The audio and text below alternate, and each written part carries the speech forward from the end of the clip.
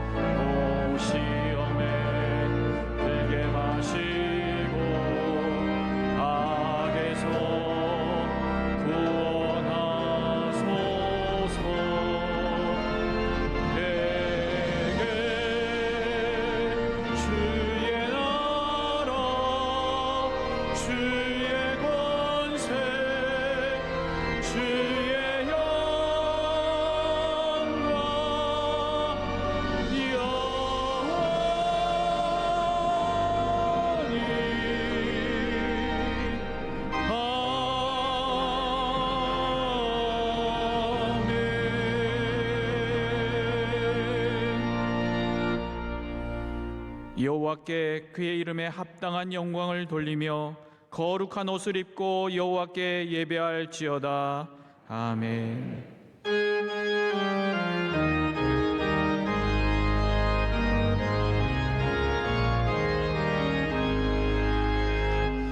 만복의 근원 하나님, 온 백성 찬송 드리고 저 천사여 찬송하세. 찬송 성부 성자 성령.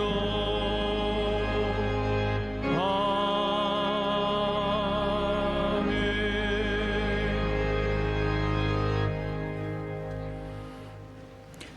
여호와를 찬송하며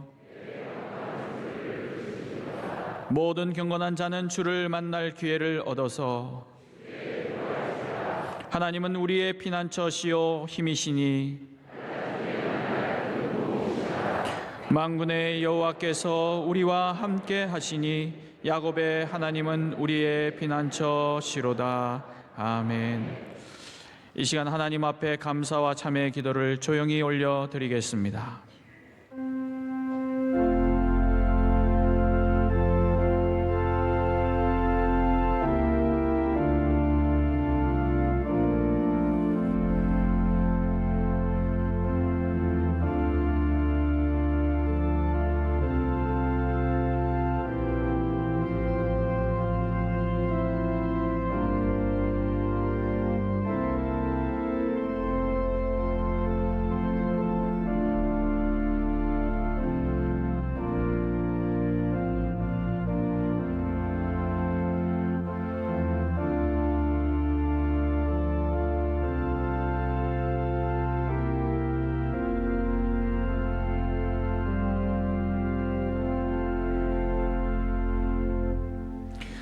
전능하사 천지를 만드신 하나님 아버지를 내가 믿사오며 그 외아들 우리 주 예수 그리스도를 믿사오니 이는 성령으로 잉태하사 동정녀 마리아에게 나시고 본디오 빌라도에게 고난을 받으사 십자가에 못 박혀 죽으시고 장사한 지 사흘 만에 죽은 자 가운데서 다시 살아나시며 하늘에 오르사 전능하신 하나님 우편에 앉아 계시다가 저리로서 산자와 죽은 자를 심판하러 오시리라.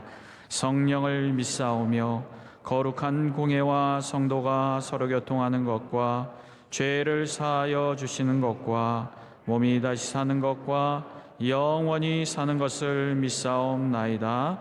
아멘.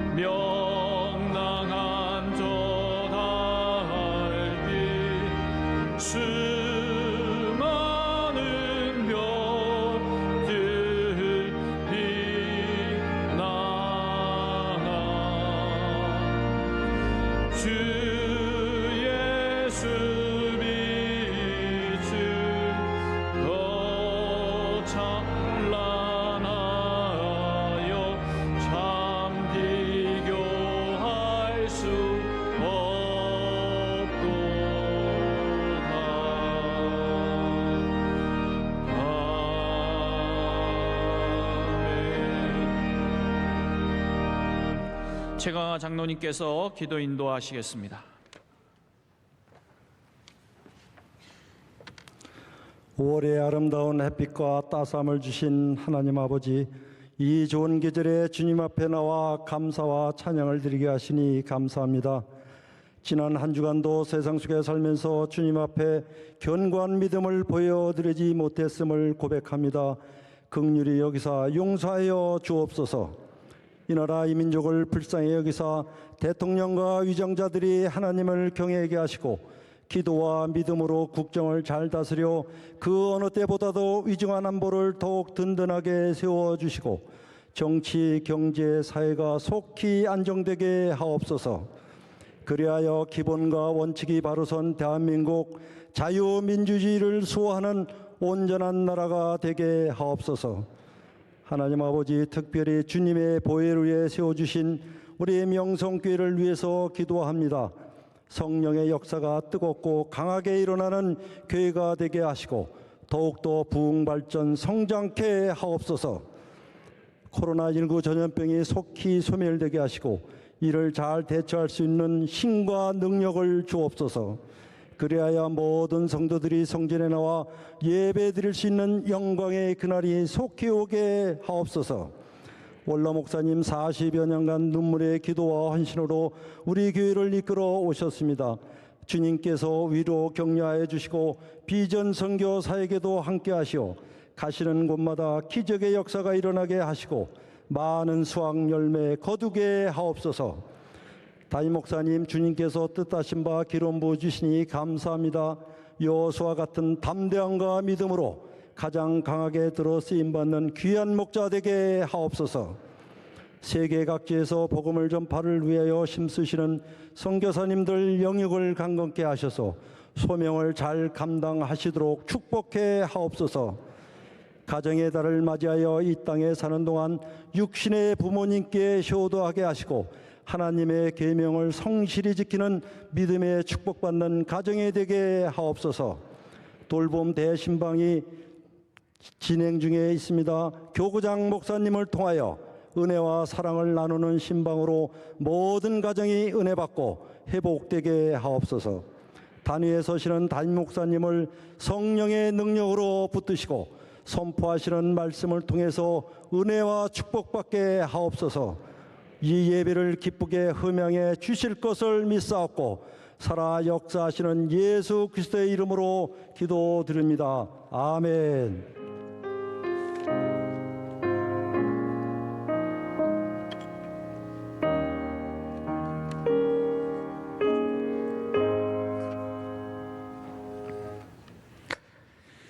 오늘 우리에게 주시는 하나님의 말씀은 구약성경 사무엘하서 15장 30절에서 34절까지 말씀입니다. 구약성경 사무엘하서 15장 30절에서 34절까지의 말씀, 이 말씀을 박현성 집사님과 박은희 집사님께서 봉독해 주시겠습니다. 다윗이 감람산 길로 올라갈 때에 그의 머리를 그가 가리고 맨발로 울며 가고 그와 함께 가는 모든 백성들도 각각 자기의 머리를 가리고 울며 올라가니라. 어떤 사람이 다윗에게 알리되 압살롬과 함께 모반한 자들 가운데 아히도벨이 있나이다 하니 다윗이 이르되 여호와여 원하옵건대 아히도벨의 모략을 어리석게 하옵소서 하니라. 다윗이 하나님을 경배하는 마르턱에 이를 때에 아렉 사람 후세가 옷을 찢고 흙을 머리에 덮어쓰고 다윗을 맞으러 온지라. 그러나 다윗이 그에게 이르되 내가 만일 나와 함께 나아가면 내게 누를 끼치리라. 그러나 내가 만일 성읍으로 돌아가서 압살롬에게 말하기를 왕이여 내가 왕의 종이니이다. 전에는 내가 왕의 아버지의 종이었더니 이제는 내가 왕의 종이니이다 하면 내가 나를 위하여 아히도벨의 모략을 피하게 하리라. 아멘. 아멘. 담임 목사님께서 교회 소식을 전해 주시겠습니다. 네, 귀하고 복된 주님의 날에 예배하러 오신 모든 성도 여러분들을 진심으로 환영합니다. 또 C채널로 유튜브로 예배하시는 모든 여러분들도 신령과 진정으로 드리시는 예배가 되시기를 축복합니다. 오늘은 어버이 주일입니다. 우리 예전 같으면은 들어오실 때 우리 학생들이 나와서 아마 여러분 가슴에 카네이션을 하나씩 꼽아 드렸을 텐데 지금 이렇게 접촉할 수 없는 그런 시기라서 너무 아쉽습니다. 하지만 여러분 가슴 안에 다 꽃이 피시기를 축복합니다. 우리 모든 부모님들 진심으로 축복하고 또 특별히 하나님께서는 부모님을 경외하는 것을 계명으로 주셨고 또 약속을 주신 우리 계명이라고 부릅니다.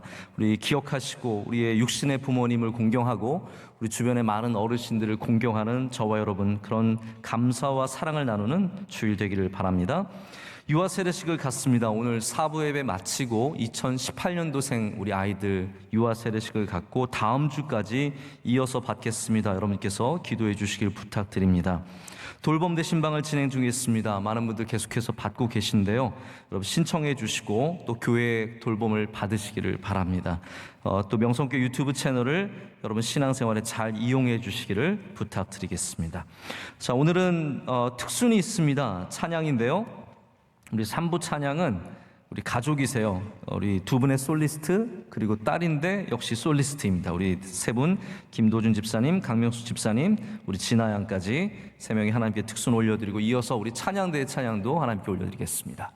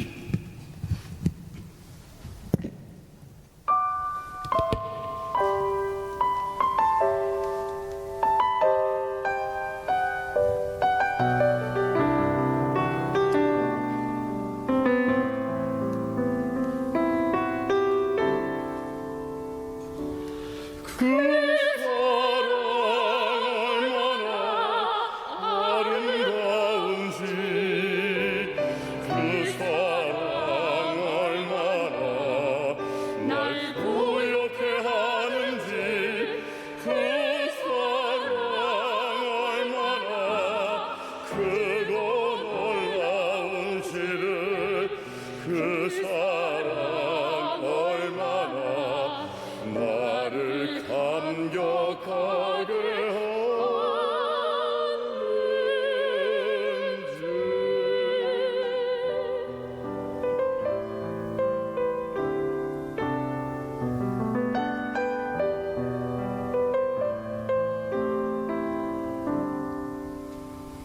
내가 천사의 말 한다 해도 내 맘에 사랑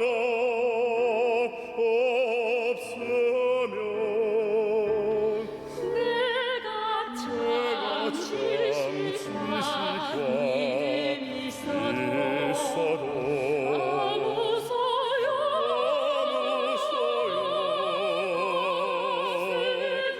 없으니 산으로 믿음이 있어도 나 있는 곳에가 될지라도 나 자신 다 주어도 아무 소용없네 소용없네 사랑은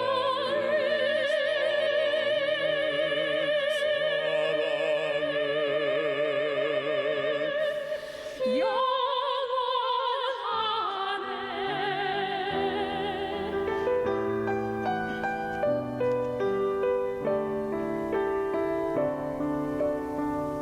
사랑은 온유하며 사랑은 참지 않으며 교만하지 아니하며 불을 기뻐하지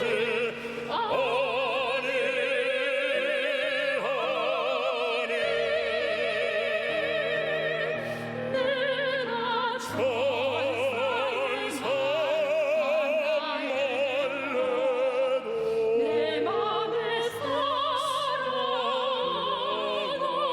없으면 내가 참 지식과 믿음이 있어도 아무 소용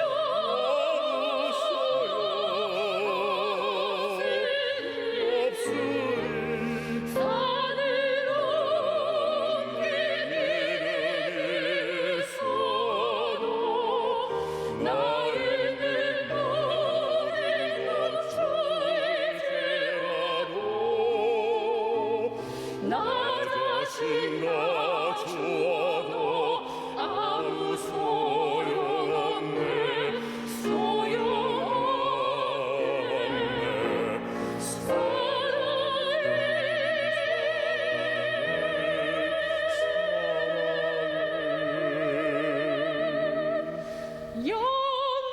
영원하네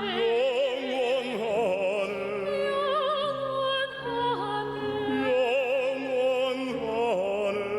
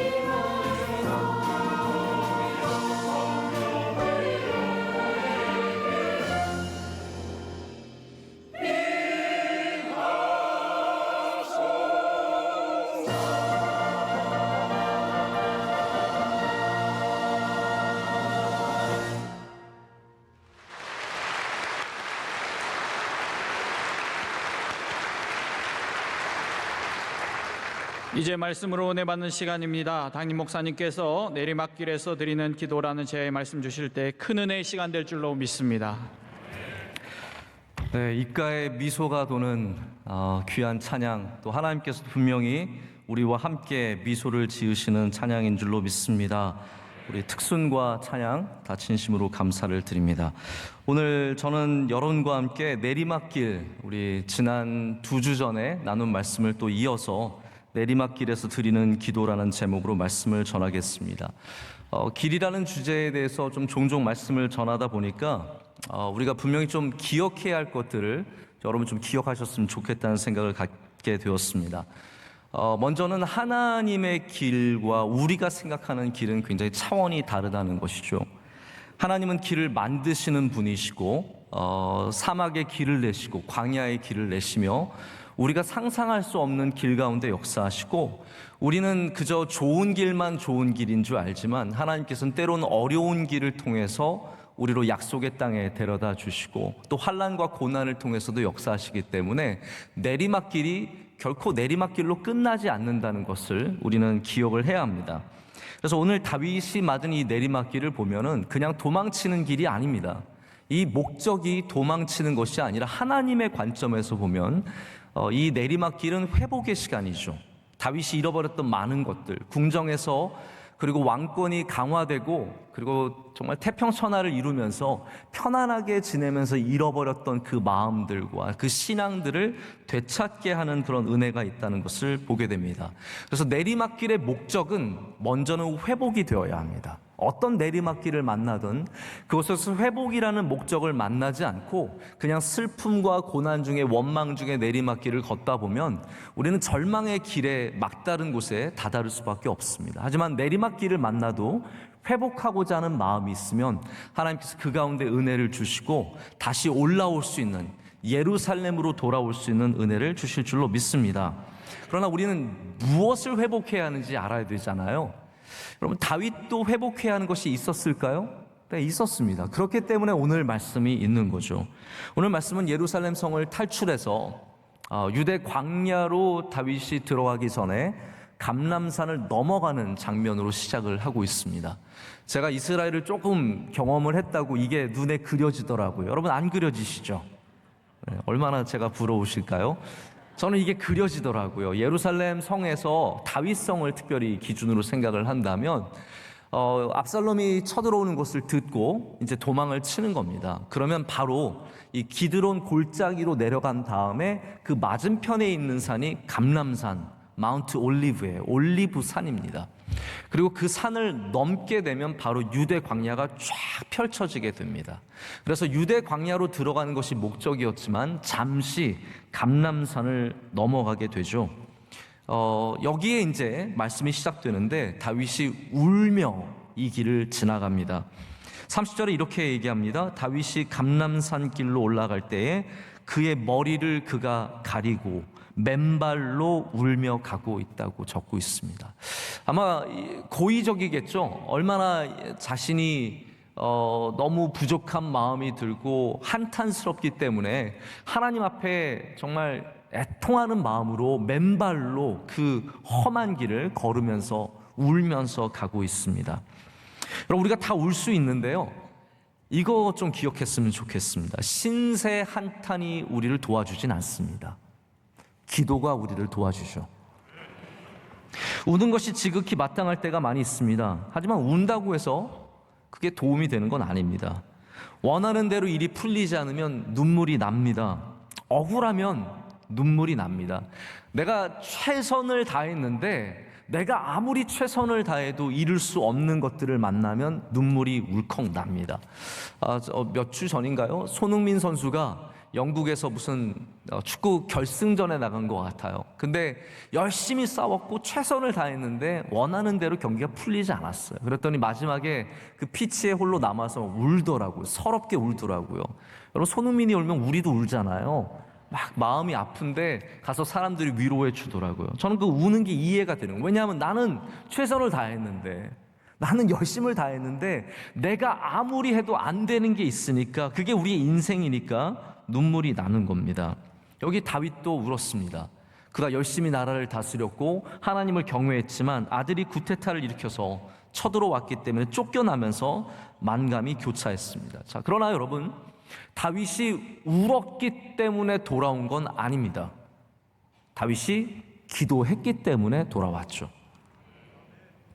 오늘 말씀은 다윗이 슬픔 가운데 그래서 기도했다는 것에 중점을 두고 있는 겁니다. 여러분, 혹시 눈물이 나면은 실컷 우십시오. 그러나 반드시 함께 기도해야 합니다. 오늘 다윗의 기도는 도망 중에 이루어졌습니다. 여러분, 어디에서 기도하느냐? 그건 별로 중요하지 않습니다. 기도를 회복하느냐가 중요합니다. 제가 10년 정도 전에 영성교회 저녁 예배 때, 그때 우리 베들레헴 성전 구성전에서 예배하던 거 기억나십니까? 제가 가끔씩 이제 설교를 하게 되었는데, 그때 이런 제목으로 설교를 했어요. 뻔뻔한 기도에 응답하시는 하나님. 기억나세요? 전혀 안 나시겠죠? 네, 저는 이게 굉장히 기억에 남는 설교라서 언젠가 한번 설교는 다시 써먹어도 되는 것 같아요. 이런 걸 보면은. 네, 다시 해도 될 것 같은데요. 제가 그때 무슨 말씀을 드렸냐면, 요나를 한번 생각해 보세요. 요나가 하나님의 말씀을 저버리고 도망을 칩니다. 전혀 다른 길로 가게 되죠. 그러다가 풍랑을 만나고 사람들이 제비를 뽑아서 요나를 발견해내고 요나를 그 풍랑에 치는 바다로 던집니다. 근데 이제 성경을 보면은 큰 물고기가 와서 그를 삼키게 되죠. 그리고 나서 그 안에 들어가서 요나가 이제 정말 한심한 거죠. 기가 막힌 거죠. 근데 거기서 요나가 기도를 시작해요. 여러분이 하나님이시라면 그 기도 응답하시겠습니까? 이놈의 자식이 뻔뻔해가지고 이제 기도하네? 근데 여러분, 하나님은, 제가 믿는 하나님은 어떤 하나님이시냐면 뻔뻔한 기도도 응답하시는 하나님이시더라고요. 우리가 궁지에 몰렸을 때, 어려움을 당할 때, 환난과 고난이 닥쳐올 때 그제서야 기도가 생각이 나서 물고기 뱃속 안에서, 그리고 감람산을 넘어가면서 기도를 시작해도 그 뻔뻔한 기도에 하나님이 응답하신다라는 겁니다. 중요한 것은 어디에서 기도를 시작하느냐가 아니라 기도가 회복되느냐에 있습니다. 자, 오늘 다윗도 마찬가지입니다. 제가 좀 이따 설명을 드리겠지만 다윗의 기도의 삶이 무너져 있었어요. 그런데 이제 다윗이 어려움을 만나서 다시 어려운 길을 들어서게 되면서 하나님께 기도하게 됩니다. 여러분, 우리의 기도가 회복이 된다면 어디에서든 시작하시면 됩니다. 거기에서 하나님께서 응답 또한 시작될 줄로 믿습니다. 여러분, 병원의 침대에서 시험을 앞두고 어려운 일들을 앞두고 전쟁터에서 우리의 어려운 순간에 기도가 생각이 나시겠죠? 그때 여러분의 기도를 붙잡는 뭔가가 있어요. 아, 이제 기도하면 될까? 아닙니다. 기도를 회복하시면 됩니다. 거기에서부터 참 소망이 시작되는 것이고 하나님의 은혜가 시작되기 때문입니다. 그래서 기도는 때와 장소의 문제가 아니라 이것이 회복되었느냐의 문제입니다. 우리 특별히 내리막길에서 우리가 환난을 당하거나 고난을 받을 때 하나님의 도우심을 구하는 기도가 확보가 되어야 합니다. 이것은 마치 전쟁터에 나갈 때 이 물자를 공급받는 라인이 확보되어 있는 것과 마찬가지입니다. 저는 뭐 군사학을 잘 모르지만 분명한 것은 전쟁이 일어나면 가장 중요한 것이 물자 공급이에요. 그래서 뭐 음식이라든지 아니면 의료품이라든지 이러한 것들이 물자가 공급되지 않으면 어떠한 전쟁도 승리할 수 없거든요. 여러분, 우리 삶이 전쟁과 같다고 한다면 여러분의 그 물자 공급 라인이 하나님께 되어져 있어야 된다라는 거죠. 지금 다윗은 물론 함께 출발하는 사람도 있지만 가장 먼저 확보한 것이 뭐였냐면 기도의 라인이에요. 하나님께 다시 그 라인을 대고 하나님의 은혜를 구하는 사람이 될 때 다시 돌아오는 은혜를, 다시 예루살렘으로 돌아오는 은혜를 누리게 되었다는 것입니다. 자, 근데 여기 아까 말씀드렸다시피 다윗이 기도가 끊겨진 원인이 있습니다. 한 인물이에요. 그 인물이 오늘 등장하는데 아히도벨이라고 하는 사람입니다. 사실 기도가 우리 마음으로는 늘 지킬 것 같은데 여러 방해하는 요소들이 있는 것 같아요. 근데 여기 다윗에게는 그 기도를 방해하는 요소가 바로 아히도벨입니다. 성경은 아히도벨에 대해서 많은 정보를 주고 있지 않아요. 사실 거의 없다고 해도 과언이 아닌데 몇 가지 중요한 정보가 왜 다윗이 기도를 안 했는지를 유추해 볼 수 있게 합니다. 자, 냉정하게 말하자면 다윗의 기도가 무너진 이유는 아히도벨 때문입니다. 아히도벨이 기도하지 말라고 한 게 아니에요. 아히도벨의 능력이 너무 커서 다윗이 하나님만큼 아히도벨을 의지했기 때문에 다윗의 기도가 끊기게 됩니다. 자, 성경에 이런 말씀이 있어요. 다음 장 23절이거든요. 찾지 않으셔도 됩니다. 16장 23절을 보면 아히도벨에 대해서 이렇게 설명을 합니다. 그때에 아히도벨이 베푸는 계략은 사람이 하나님께 물어서 받는 말씀과 같은 것이라. 그럼 이거 귀에 들어오시죠? 그러니까 아히도벨의 계략이 얼마나 뛰어났냐면 다윗에게 어떻냐면 하나님께 물어서 받는 말씀과 같았어요. 이게 똑같은 거예요. 자, 그러면 뭐가 더 쉽겠습니까? 하나님께 물어서 받는 게 쉽겠습니까? 아니면 아히도벨에게 가서 받는 게 쉽겠습니까? 당연히 아히도벨을 찾게 되는 거죠. 그래서 다윗에게나 압살롬에게나 그와 같이 여겨졌더라 라고 성경은 기록하고 있습니다.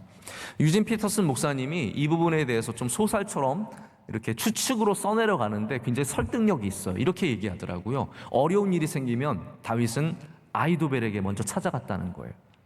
그리고 1시간, 2시간 이야기를 나누다 보면 전략이 생기고 모략이 생기고 계획이 생기고 할 수 있을 것 같고, 그래서 그거를 갖고 나와서 해봤더니 다 되는 거예요. 그 다음부터 어떻게 하겠습니까? 하나님을 더 이상 찾지 않고 아히도벨을 의지하게 되고 하나님께 기도하지 않고 하나님께 받는 말씀과 똑같은 아히도벨의 이야기를 듣게 되었다는 것입니다. 자, 이게 복일 수 있지만 여러분, 항상 우리는 주의해야 될 게 있습니다. 하나님을 대체하는 것은 굉장히 위험합니다.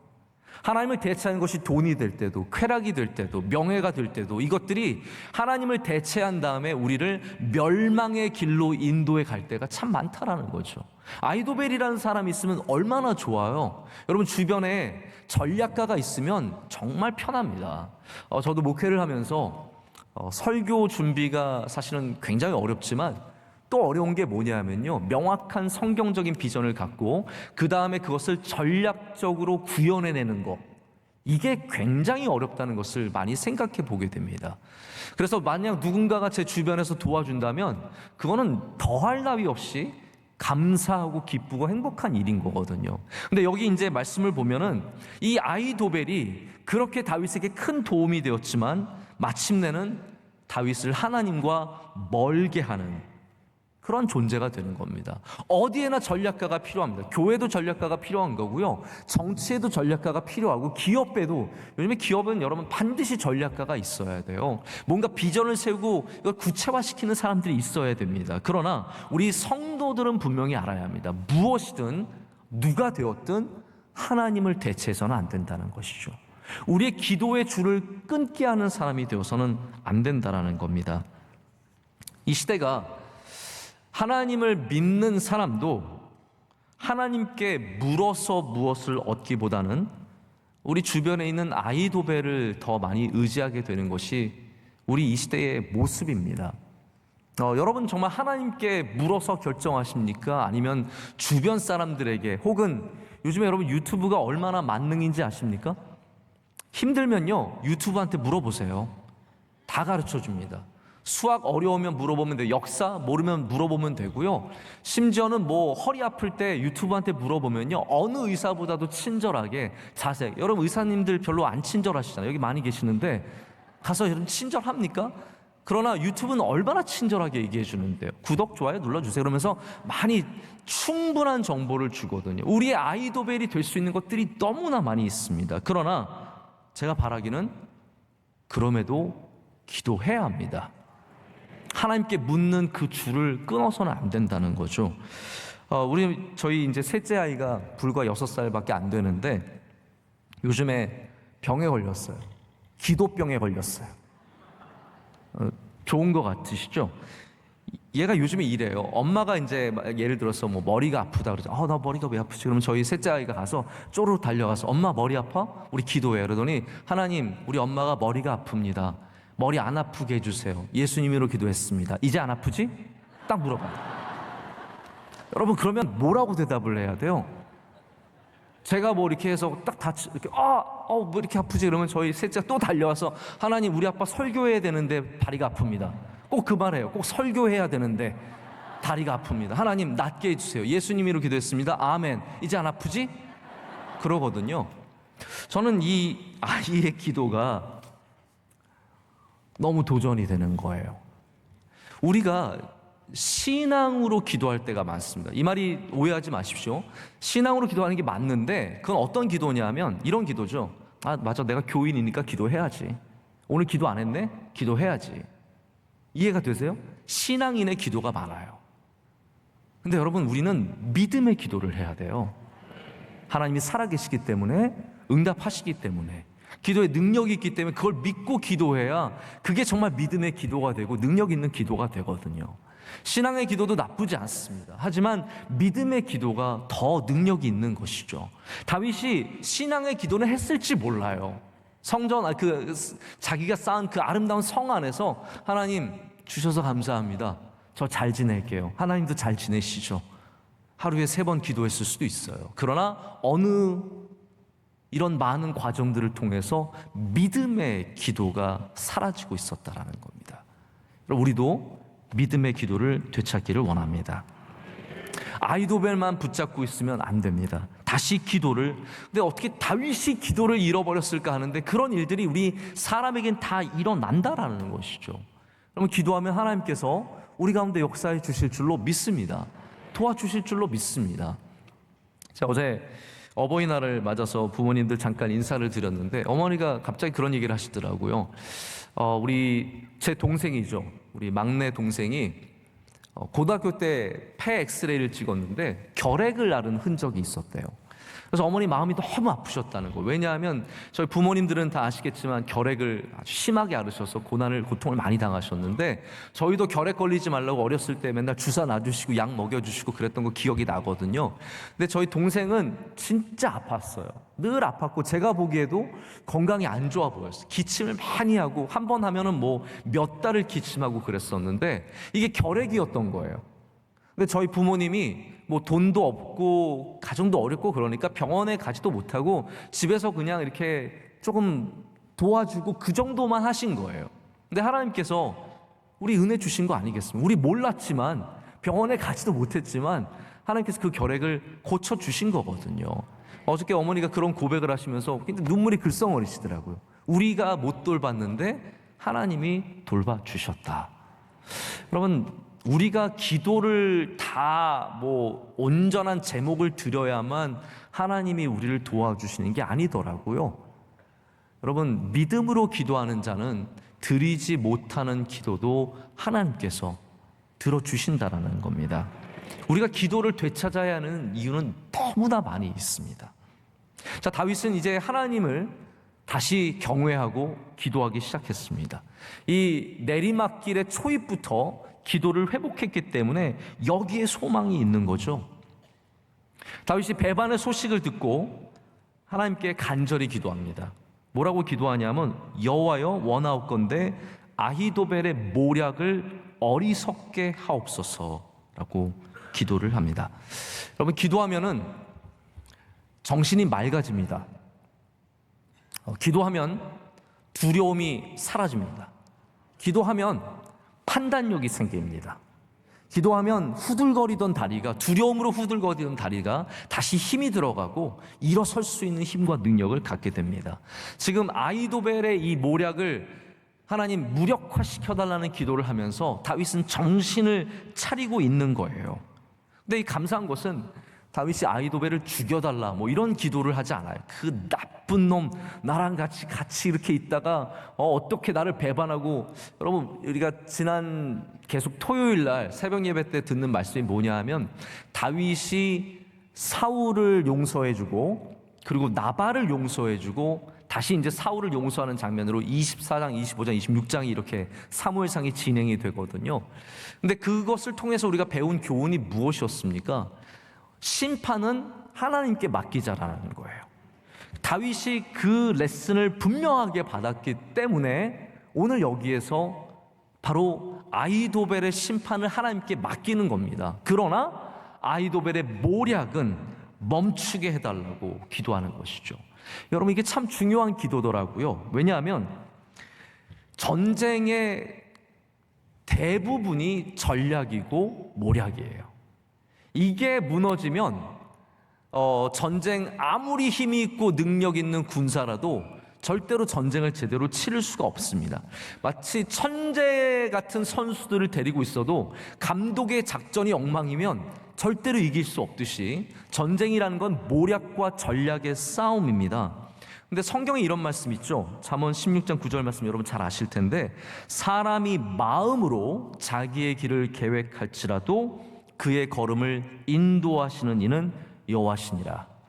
자, 이 말씀 굉장히 잘 알려진 말씀인데 이건 동전의 양면과 같아요. 첫 번째로는 나를 향한 이야기예요. 내가 아무리 똑똑하고 아무리 계획이 많고 아무리 전략이 좋아도 하나님이 은혜를 주셔야 된다는 겁니다.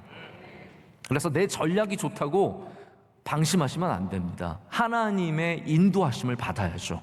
근데 이게 뒷면이 되면 어떤 이야기가 되냐면, 나는 약해요, 나는 연약해요, 별거 아니에요, 저 사람은 너무 세요. 그런데 저 사람의 계획과 저 사람의 모략과 저 사람의 뜻이 하나님이 인도하시지 않으면 아무것도 아니라는 겁니다. 그렇기 때문에 때로는 우리가 내 자신 너무 작게 느껴질지라도 하나님이 우리와 함께 하시면 이길 수 있는 거거든요. 이 동전의 양면이 있는데 바로 하나님께서 이 연약해진 다윗을 도와주시는 겁니다. 바로 이 아히도벨의 모략을 무너뜨리시는 방법으로 도와주시게 되죠.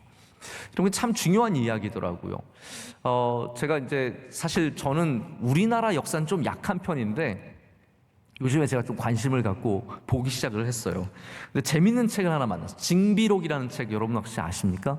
임진왜란 때 영의정을 지낸 우리 유성룡 선생님이 쓰신 책이잖아요. 이 책은 왜 우리가 임진왜란을 맞게 되었고, 왜 어떠한 형편이었고, 어떻게 그 전쟁을 지났는지, 그리고 어떻게 앞으로 전쟁을 준비해야 되는지에 대해서 아주 자세하게 쓴 그런 책인데, 이 책 내용이 흥미로운 내용들이 많아요. 우리나라의 잘못도 많았어요. 왜냐하면 일본과의 평화가 길어지면서 일본을 전혀 의식하지 않았던 거죠. 전혀 전쟁을 준비하지 않았던 것이고, 또 하나는 일본을 과소평가한 겁니다. 일본이 이제 소총을 갖게 됐는데, 포르투갈로부터 소총을 갖게 되었는데, 대부분의 우리 조선의 관리들은 야, 그거 가지고 몇 명이나 맞추겠냐, 이런 식으로 생각을 한 거예요. 그래서 전쟁에 대한 준비가 안 됐고, 일본은 반대로 전략이 철저했습니다. 7년 동안 우리나라를 정탐하면서 먼저는 우리 조선에 군대가 없는 걸 알았어요. 여러분, 이게 이해가 되십니까? 나라에 군대가 없어요. 그리고 노비가 반이었대요. 그러니까 이 조선은 쳐들어오면은 이기는 건 식은 죽 먹기라는 것을 일본이 파악을 하고 도요토미 히데요시가 쳐들어오게 됩니다. 그래서 한양을 무려 20일 만에, 불과 20일 만에 점령을 해버려요. 자, 이 상태라면 우리는 지는 것이 뻔한 것입니다. 자, 그런데 여기 놀라운 반전이 있어요. 일본의 전략이 무너지게 된 세 가지 중요한 이유가 있다고 합니다. 제가 그 이야기를 드리고 한번 생각해 보세요. 왜 일본이 임진왜란에 패배하게 되었는가? 첫 번째 이유는 선조가 도망을 쳤기 때문이래요. 자, 우리는 선조를 굉장히 비겁한 왕으로 생각합니다. 한양을 어떻게 그렇게 나라를 버리고 도망을 칠 수 있느냐? 근데 그 비겁함이 일본의 허를 찌른 거예요. 일본도 그렇게 비겁할 줄은 몰랐던 거예요. 일본은 성주가 성을 지켜서 전쟁에서 지면은 막 그 칼 집어넣어서 으아 하면서 죽는 그 자결을 한다든지 그런 식으로 굉장히 명예를 택하는데, 한 나라의 왕이 도망갈 줄은 몰랐던 거예요. 그런데 도망을 가도요, 너무 빨리 도망을 가는 거예요. 도망가는 속도가, 이걸 선조의 몽진이라 그러는데 속도가 장난이 아닌 거예요. 쫓아갈 수가 없어요. 원래 일본의 계획은 한양을 딱 점령하고 선조를 딱 잡아서 조선을 굴복시키는 거였어요. 그런데 선조가 도망을 치는데 못 잡아요. 하도 빨리 도망을 쳐가지고. 그래서 선조 때문에 우리가 산 겁니다. 두 번째 이유는 조선의 겨울이 예상했던 것보다 훨씬 더 추웠어요. 너무 피해가 컸대요. 세 번째 이유는 뭐겠습니까? 여러분이 다 알고 계신 그 이름? 네, 맞습니다. 바로 그분, 이순신 장군이 있었기 때문에 전혀 예상하지 못해서 그 이순신 장군에게 계속 패배를 하면서 지게 된 거죠. 여러분, 역사를 보는 입장이 다 다르겠지만 제가 볼 때 우리가 임진왜란을 이긴 것은 뭐 명나라가 도와줘서 맞습니다. 그런데 하나님이 일본의 전략을 무너뜨리셨기 때문에, 저는 제 신앙의 고백은 그래요. 이게 뭐 신학적이 아닐 수도 있지만 이순신은 어쩌면 하나님께서 우리나라에 보내신 선물일 수 있어요. 그분이 뭐 그리스도인이 그런 게 아니라 하나님께서 우리 역사 가운데 역사하시는 방법이 바로 그러한 방식이라는 거죠. 여러분, 만약에 우리가 그때 일본에게 점령을 당했다면 오키나와가 원래는 다른 나라였잖아요. 그 나라의 역사는 있지만 그 나라가 완전히 일본이 됐잖아요. 제가 만약에 지금 그때 임진왜란 때 우리가 일본에게 먹혔으면 저는 지금 뭐 일본어로 설교하고 있어야 돼요. 교과인이 뭐 이러면서 이렇게 얘기를 하고 있어야 되거든요. 하나님께서 전략을 무력화시키실 때 우리를 도와주신다라는 거죠. 자, 이제 아이도벨이 주는 너무나 귀한 교훈 하나를 우리가 좀 받기를 원합니다. 그것은 뭐냐면, 인생의 내리막길에 서봐야 진정한 내 편을 알 수 있다라는 것이죠. 여기 마루턱에서, 감난산에 있는 여호와를 예배하는 이 마루턱에서 다윗이 맞닥뜨린 사람이 있습니다. 아이도벨입니까? 아닙니다. 그렇게 궁전에서 자기를 열심히 도와주던 아이도벨은 오지 않았습니다. 누가 왔습니까? 후세가 왔습니다. 후세가 함께 울며 죄를 뒤집었으며 애통하며 비참한 마음으로 와서 이 다윗을 맞아주게 됩니다. 여러분, 인생의 내리막길에서 우리는 어쩌면 내가 회복해야 할 것들도 있지만 우리 관계의 재정의를 하게 되지 않는가라는 생각을 해보게 됩니다. 우리 높은 곳에서 만나는 사람들 다 좋습니다. 그러나 내리막길을 걸어갈 때야 비로소 관계가 재정의가 돼요. 누가 정말로 나와 함께하는 사람인지를 알게 된다라는 거죠. 여러분, 인생의 여러분 마지막까지 누가 여러분과 저와 함께 하시겠습니까? 저는 분명하게 믿습니다. 우리 여호와 하나님, 예수 그리스도, 성령께서 우리와 마지막까지 함께 하시겠죠. 그 외에는 가봐야 아는 겁니다.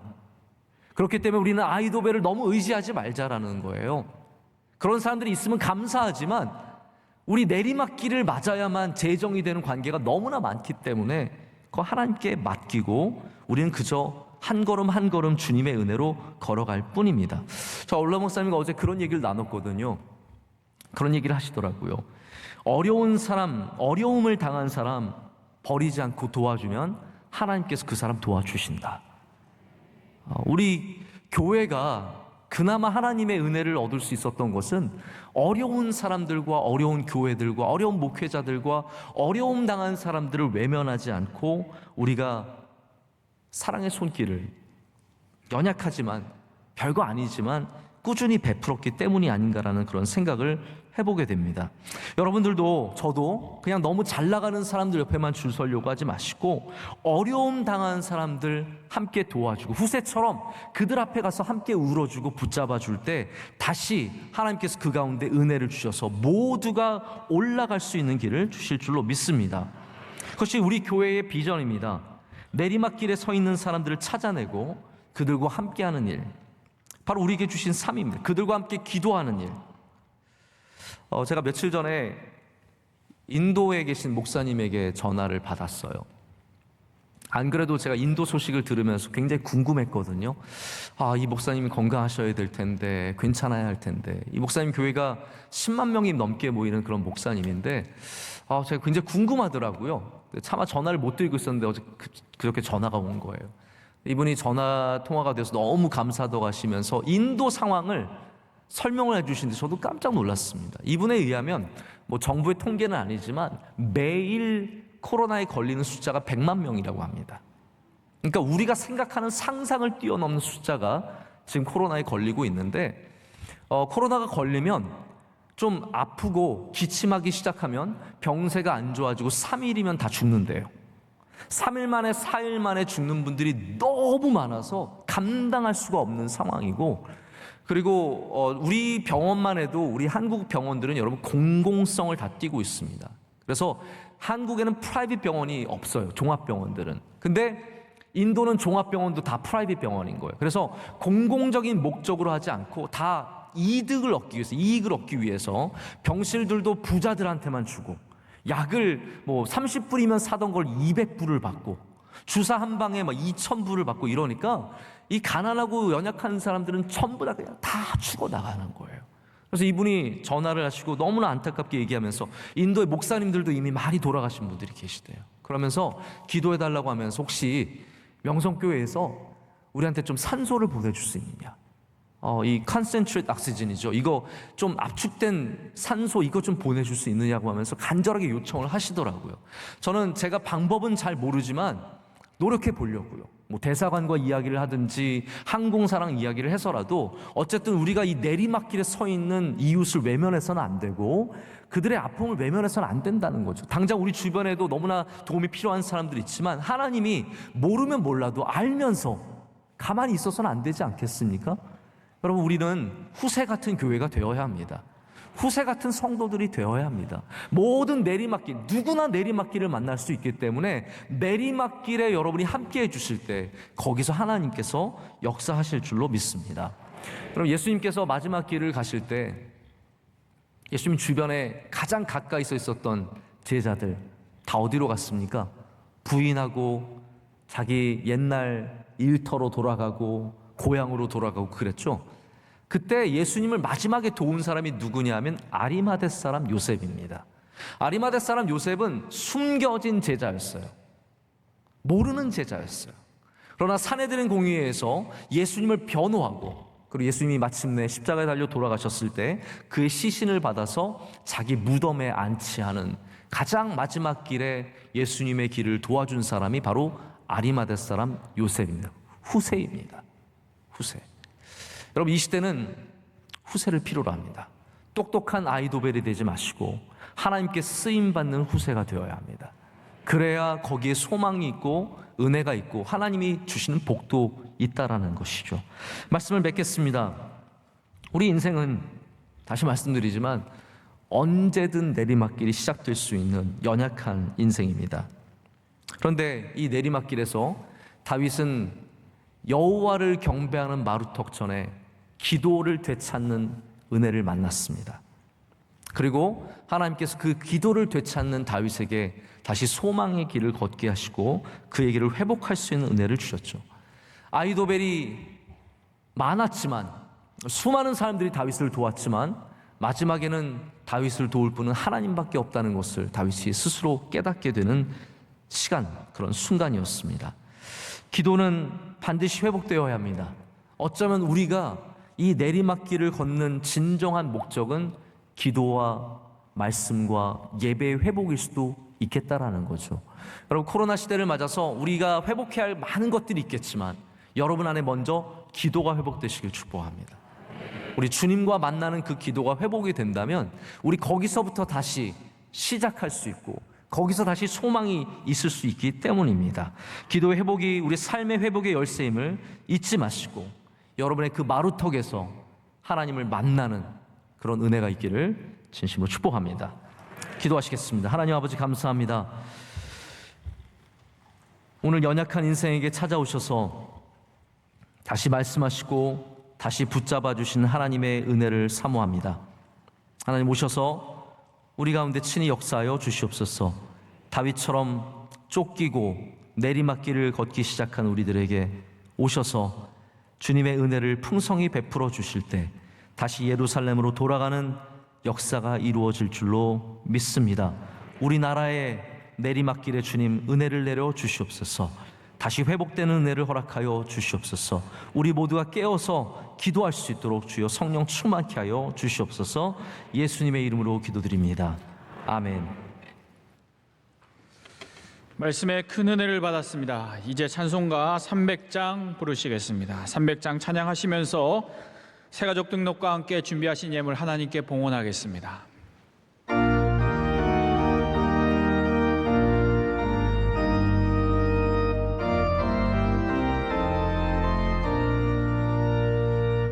내 맘이 낙심되며 근심에 눌릴 때 주께서 내게 오사 위로해 주시네. 가는 길 캄캄하고 괴로움 많으나 주께서 함께하며 내 짐을 지시네. 그 은혜가 내게 족하네. 그 은혜가 족하네. 이 괴로운 세상 지날 때 그 은혜가 족하네. 희망이 사라지고 친구 날 버릴 때 주 내게 속삭이며 새 희망 주시네. 싸움이 맹렬하여 두려워 떨 때에 승리의 왕이 되신 주 음성 들리네. 그 은혜가 내게 족하네. 그 은혜가 족하네. 이 괴로운 세상 지날 때 그 은혜가 족하네. 번민이 가득 차며 눈물이 흐를 때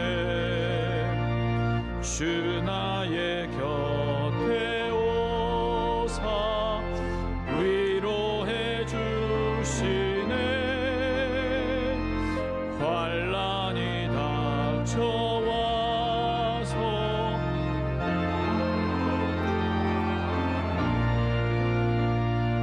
주님의 능력 입어 원수를 이기네. 그 은혜가 내게 족하네. 그 은혜가 족하네. 이 괴로운 세상 지날 때 그 은혜가 족하네.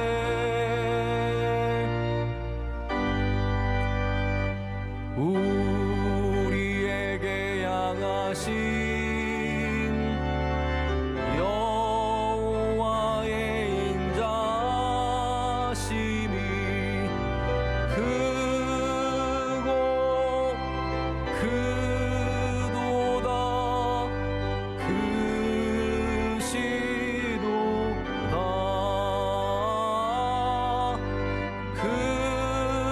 크고 크도다.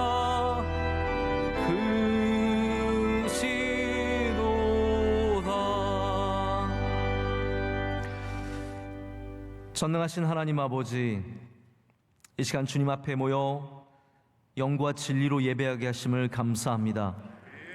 우리 예배 가운데 홀로 영광 받아 주시오며 주의 은혜와 긍휼이 이곳에 가득 차고 넘치게 하여 주시옵소서.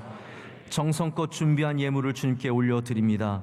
드린 손길들도 있지만 드리지 못한 분들도 있습니다. 하나님께서 우리 모두에게 충만한 은혜를 주시고 기도에 응답하여 주시오며 하나님의 살아계심과 역사하심을 우리 가운데 보여주시옵소서. 이 예물이 흘러가는 곳마다 생명이 살아나게 하시고 주님의 역사가 일어날 줄로 믿습니다. 하나님, 대한민국 위에 주의 긍휼을 베풀어 주시옵소서. 대통령과 모든 지도자 가운데 주님께서 지혜와 명철을 주시고 이 어려운 시대를 잘 이끌어가게 하시며 나라가 하나 되는 일에 힘쓰도록 주여 친히 역사하여 주시옵소서.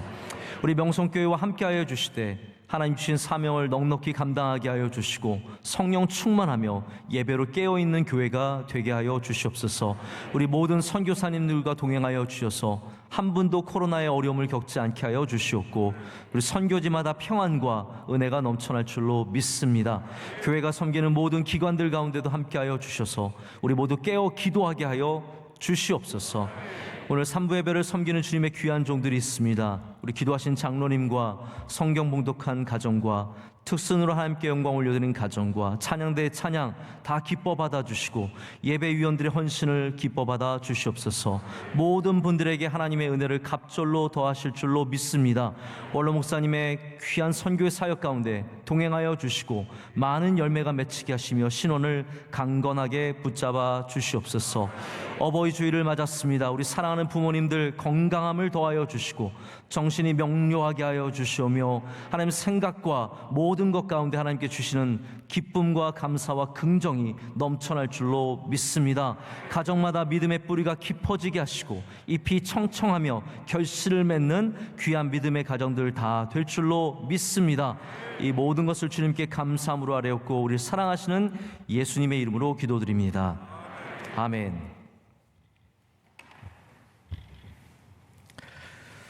네, 3부 예배에 등록하신 분들이 계십니다. 잘 오셨습니다. 우리 크게 박수로 환영하겠습니다.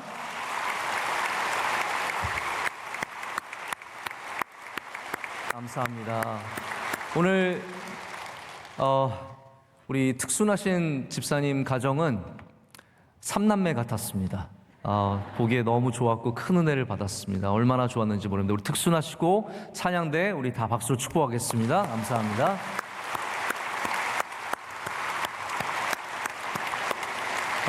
우리가 요즘에는 뭐 화면으로 저희 성도들을 안 찍거든요. 이게 뭐 앞에만 찍고 있는데 그래서 잘 모르시겠지만 오늘 우리 오세훈 시장님 부부께서 우리 친히 교회를 방문해 주셨고 함께 예배를 이렇게 드리셨습니다. 정말 감사하고 반갑습니다. 축복합니다. 우리 박수로 인사드리겠습니다. 감사합니다.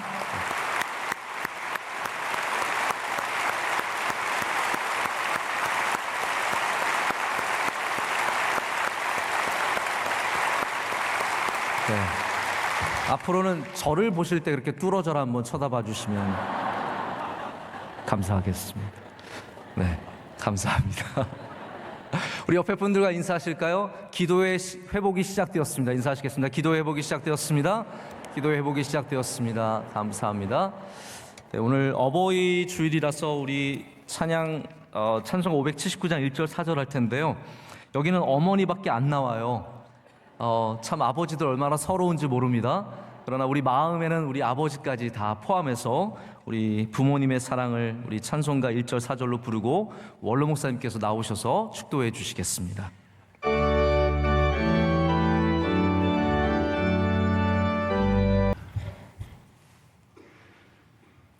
하나님 아버지, 오늘 어버이 주일입니다.